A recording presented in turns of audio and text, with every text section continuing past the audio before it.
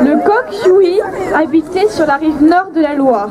Il connaissait le crépuscule et l'aube comme personne, car ses amis étaient le soleil Dieu et la lune Hué. Chacun de ses deux amis, celui du coucher et celui du lever, lui parlait d'une lumière dans le ciel. Une lueur qui bleuit et rougit à mon coucher, disait la lune. Mais le soleil disait, une lueur qui bleuit et rougit à mon lever. Un soir, la lune demanda à Yui de le retrouver sur le pont royal. Elle lui demanda: Yui, cherche cette lumière qui bleuit et rougit au crépuscule. Si tu la trouves, apporte-la moi avant l'aube. Yui arpenta tout son quartier à la recherche de cette lueur, et il la trouva. C'était un mûrier. Bon, vous allez me dire, un mûrier à Orléans. Sauf que, à l'époque de Henri IV, il y avait bien un mûrier à Orléans. Il se trouvait à la rue du Fil de Soie, qui se trouve à l'Argonne. Au milieu de ce mûrier, il y avait une petite sphère, pas plus grosse que ça. Quand il la regarda, eh ben, c'était la perle du dragon. Il avait dû la perdre l'année précédente. Quand Yui arracha la petite perle, un fil de lumière s'en échappa. Il la rapporta donc à la lune.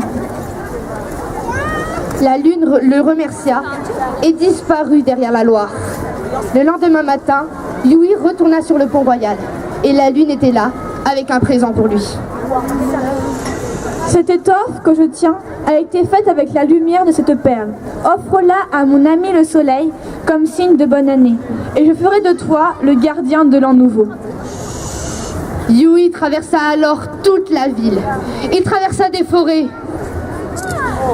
escalada des immeubles,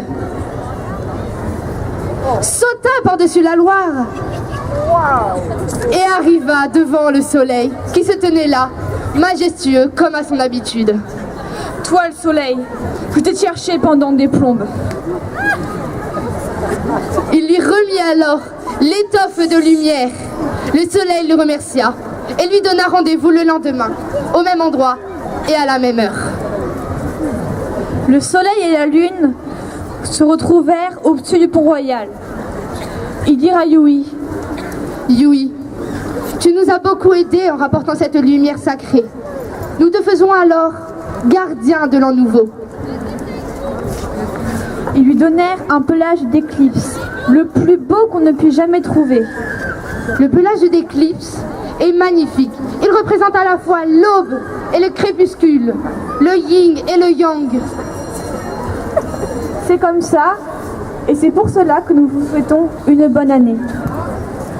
Bravo!